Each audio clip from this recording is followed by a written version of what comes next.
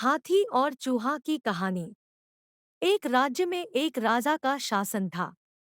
हर सप्ताह पूरी शानो शौकत से नगर में उसका जुलूस निकला करता था, जहां प्रजा उसके दर्शन किया करती थी।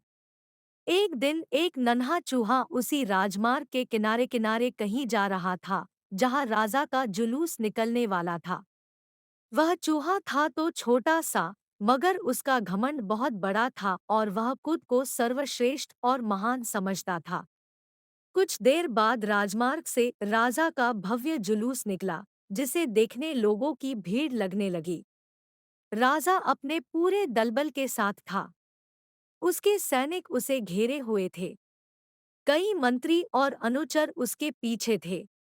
वह एक विशाल शाही हाथी पर सवार था।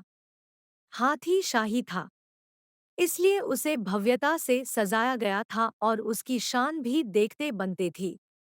जुलूस में हाथी के साथ एक शाही बिल्ली और एक कुत्ता भी थे। राजा का जुलूस देखने को उमड़ी भीड़ राजा के साथ साथ उसके शाही हाथी की भी प्रशंसा कर रही थी।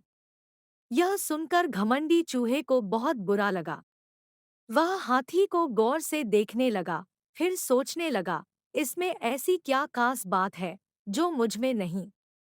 मैं भी उस जैसा ही हूँ। मेरे पास भी दो आंखें, दो कान, एक नाक और चार पैर हैं।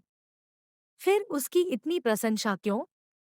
उसके विशाल शरीर के कारण, लंबी सूंड के कारण, छोटी छोटी आंखों के कारण या झुर्रीदार चमड़ी के कारण? किस कारण? एक बार तुम लोग मुझे देख लो, उस हाथी को भूल जाओगे। मैं हाथी से ज्यादा महान हूँ। चूहा ये सब सोच ही रहा था कि शाही बिल्ली की नजर उस पर पड़ गई और उसकी लार टपक गई। जुलूस छोड़ वह उसकी ओर लपकी। फिर क्या था?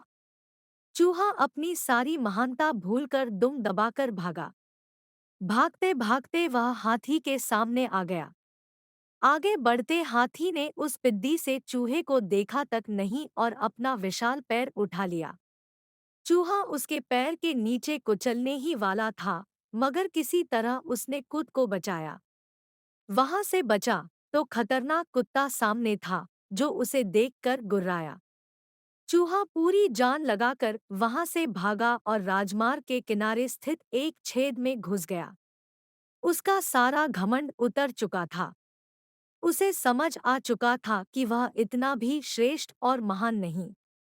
सीख: किसी से मात्र रूप रंग की समानता हमें महान नहीं बनाती। महान हमारे गुण और कार्य बनाते हैं।